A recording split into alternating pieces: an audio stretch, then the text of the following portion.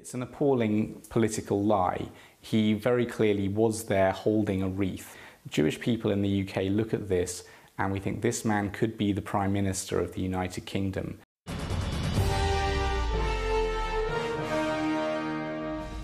Welcome back. Conservative Party Chairman Brandon Lewis has described Jeremy Corbyn as unfit for senior public office as the row escalates over whether he laid a wreath at the graves of alleged Palestinian terrorists. Mr Corbyn was also criticised by the Israeli Prime Minister Benjamin Netanyahu yesterday, who said he deserved unequivocal condemnation. Here's what the Labour leader had to say about it. Were you involved in that wreath laying? I was present when it was laid. I don't think I was actually involved in it. I was there because I wanted to see a fitting memorial to everyone who's died in every terrorist incident everywhere, because we have to end it. So we're joined by Gideon Falter now, who's the chairman of the campaign against anti-Semitism. Good morning to you, Gideon. In that clip that we've just heard from Jeremy Corbyn there, is the tricky word, I think? The whole I think I wasn't there. Indeed. I mean, he was photographed there holding a wreath, so how he thinks he was there but not participating. He also participated in a prayer there, and that's also in the photographs. And he also wrote an account of what he did at the time, saying that he laid a wreath and he was specific about who the wreath was for. So we can be very clear that he was laying a wreath for these terrorists. And just to remember what these terrorists did, they burst into the Olympic Village in 1972. This was in Germany, so it was obviously very poignant in the wake of, of the Holocaust. Some of the members of the Olympic team were actually Holocaust survivors themselves. And these terrorists broke in. I won't describe in detail what they did, but they barbarically mutilated and massacred these athletes. And for Jeremy Corbyn to fly to Tunisia to participate in a conference at which Hamas members were outlining what they described as, quote, their magnificent violence campaign that they were about to wage, and then go to this cemetery and lay a wreath for these people, it completely explodes two myths. One is that Jeremy Corbyn is a decent man. We've just seen him there on camera quite blatantly lying, because if you want to go and achieve peace, you don't do it in a cemetery for... But his point is that you talk with people that you find unpalatable, and that's the only way. Violence is never the answer. Can I just ask you this, though? And obviously that is the point. But he says he went out there to commemorate the 1985 attack, which was an attack by Israel on the Palestinian Liberation Organisation's headquarters in Tunisia, which killed 36 people.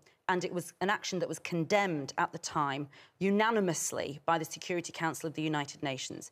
If that was what he had gone out to do, and that's all he'd gone out to do, would you still condemn that? If Jeremy Corbyn still had some credibility, then one might have a debate about it. But the fact is that we're looking at this and you know, his track record keeps coming back to haunt him. And you say that, you know, he always says, I like to speak to all sides in this. But the fact is he doesn't speak to the sides that he finds unpalatable. He only speaks to the people he finds palatable, and those are these terrorists, these genocidal anti-Semitic terrorists. And we look at his activities on Holocaust Memorial Day. We look at his interviews for Press TV, the Iranian state broadcaster. And we see a track record of a man who is a thoroughly indecent individual. But one gets the feeling that he thinks that he wants to try and speak to those people who maybe don't have as much of a voice in the mainstream debate, if you know what I mean, in the sense that there is, you know, obviously and quite rightly, a very strong backing of Israel for their existence, for their right to peace, for their right to exist without the threat of terrorism. But is there any validation that you give at all to speaking to the opposition, to those people who make lives difficult for those who live in Israel? Do you believe in any kind of dialogue? Well, absolutely. I think in this world it's extremely important to have dialogue. But not in this way. You're saying Jeremy Corbyn's going about it the wrong way. I mean, you know, there's a big difference between having dialogue, debating, trying to find peace, and going to a cemetery and honouring brutal terrorist killers. There's a difference between doing that. But if you're trying to create dialogue with those people, then maybe that is one of the things you probably need to do. I mean, well, maybe it's sort of... I mean, you know, some of us who are religious will pray, and we'll pray for the dead, and you just pray for the dead, and that's the problem with what he was doing. And now, the Americans are dealing with the Taliban. I mean, you have to look close to home here with what happened in Northern Ireland. We have a history of dealing with supposed terrorists, and that's what Jeremy Corbyn is doing, isn't he? Let's imagine that in the wake of the 9/11 attacks, the leader of the opposition in America went and laid a wreath for those who had perpetrated and planned the 9/11 attacks. No one would be saying what you've done is something that's going to increase dialogue, make peace in this region.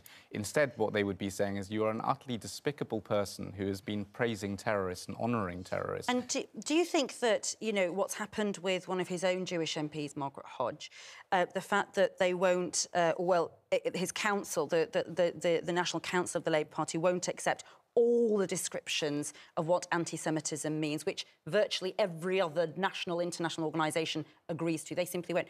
That there are steps that Jeremy Corbyn at this stage could take to build bridges with the Jewish community, or do you think that it is over for him and the Jewish community? And, of course, you're one representative of a very large and vibrant community. I understand that. There's actually been as near to unanimity within the Jewish community as I can ever remember on this issue. We've had all of the Jewish newspapers, all of the rabbis of every denomination. Is there a way back for Jeremy Corbyn with the Jewish community in Great Britain, in your opinion? None of us think that Jeremy Corbyn can repair this now. We've been imploring him for years to take basic steps to remedy this situation. He will not take them. He has not taken them. And now, frankly, it is too late. He's now lying about things. He is trying to deflect what he's done and make this about Israel in some way. It's nothing to do with Israel. It's about the hatred of well, Jews. he would obviously vociferously say that you can he's been saying all criticise sorts of Israel things. Without criticising Jewish people. But that's not what he's doing. He's not criticising Israel. What he's doing is he's honouring people who have massacred Jews. He's taking Holocaust Memorial Day and using it as an excuse to say that. And I'll just quote something that was said. The Judaism has been supplanted by the Holocaust religion whose high priest is Elie Wiesel. I'm not sure many people will be able to follow the quote. I'm terribly sorry to... But thank you for your point of view. We have got the opposite point of view coming on to, and just to, you know, this is what Jeremy Corbyn has said. I was there because I wanted to see a fitting memorial to everyone who has died in every terrorist incident everywhere, because we have to end it. You cannot pursue peace by a cycle of violence. The only way you can pursue peace is by a cycle of dialogue. It's important to put that point for you, because, of course... Gideon Falter, the chair of the campaign against anti-Semitism. Thanks for joining us. Next, we'll be talking to the Jewish leader who supports Jeremy Corbyn. After the break, we'll hear from Professor Jonathan Rosenhead from Free Speech on Israel in a few minutes. You're watching Good Morning Britain on ITV.